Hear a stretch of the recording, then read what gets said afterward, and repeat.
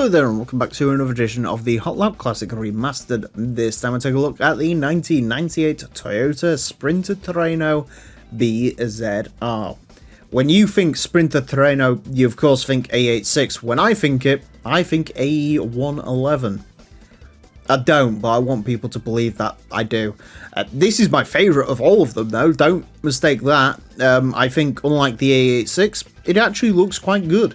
I especially like the race mod in this game on these. The Corolla 11s and Sprinter Truenos have unique race mods on all of them, including these front-wheel drive ones. Now, the 96s are pretty similar. I think that's just a palette swap, but the 98 Corolla 11 and Sprinter Trueno both have completely different mods, which is cool. I believe this one is based off a car that ran in JTCC. But don't hold me to that. It's very similar to the race mod that we found on the Chaser, I believe it was. That had a red and white. We used blue and white, but I think the red and white scheme is sort of the more correct one. Toyota ran in red and white in a lot of racing series in Japan and actually in the wider world as well around this time period. So I suppose it might be an amalgamation of a bunch of Toyota racing liveries, but it was a pretty common Toyota livery back in the day. Obviously, unlike the Sprinter Truenos that you probably more well know, this one isn't rear-wheel drive, it is front-wheel drive, and we've had the 96s already go around, so I'm interested to see how these 98s get along. Front engine, front-wheel drive, 240 horsepower, 963 kilos, pretty reasonably okay stats for a sort of low-end front-wheel drive coupe. But we'll see how it gets along. Very weird exhaust.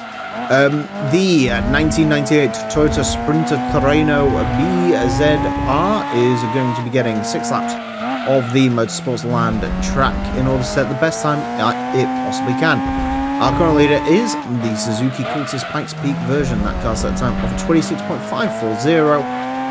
The Sprinter Trueno BZR unlikely to beat that. In terms of where this is going to go, as mentioned, the 96 BZG Sprinter Trueno is like 2 and a bit, what am I talking about? 250 milliseconds quicker than the Corolla 11. So I'm kind of curious how this does and how the Corolla does as well.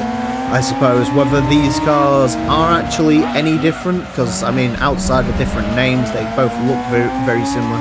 I believe they're both based on the same car, so I'm sort of curious to see if that makes a difference. 31.305, that is very quick actually. That means this is quicker than the sort of equivalent Integras and I believe even the FTOs. FTO GR97 I think might be a little bit quicker than this, but so far off to a pretty good start, and I think as well that makes it instantly quicker than the typical Sprinter and Corolla 11R, 31.010.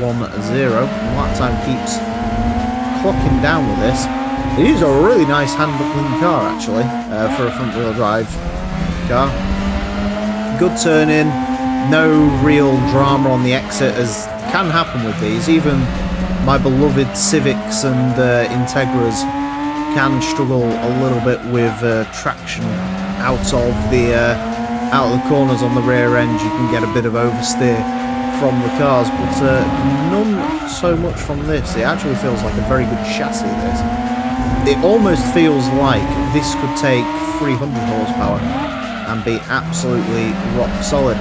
The interesting thing as well is this is still pretty quick, despite the fact that usually the better handling front-wheel drive car is, the slower it is, we find. You know, the Integras and stuff are the quickest of the bunch, and they are not particularly great to drive. 30.769, so we are somehow a second quicker than the 96 model.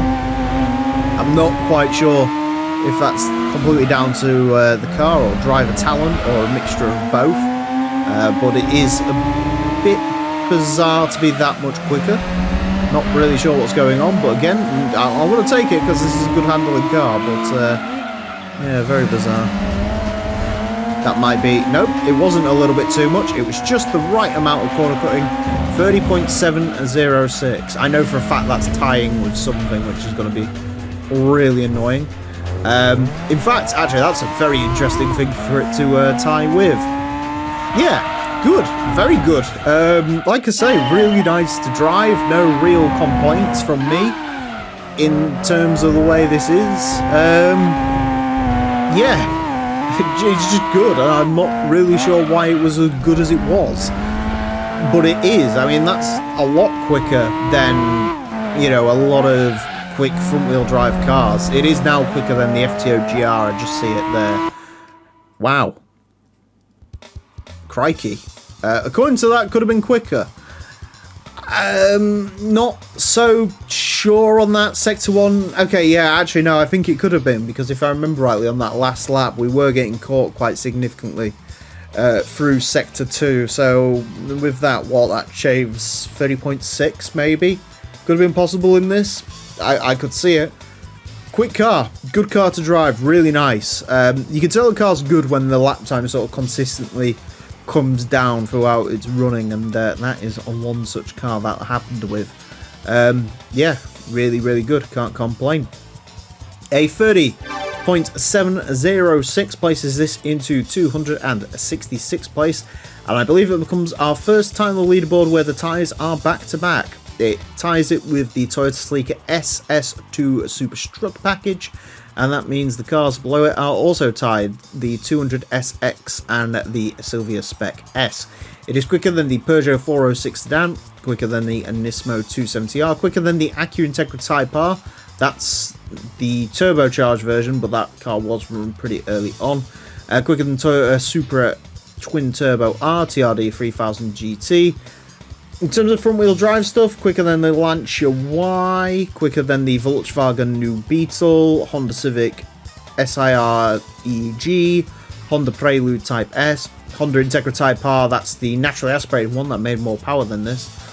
Yeah, that was a very quick car. Very, very quick car. Actually, I'm very impressed with that. It handled super nice. And again, a car where you can just sort of consistently go round and round and round and improve on lap time like that is a very good car in my book.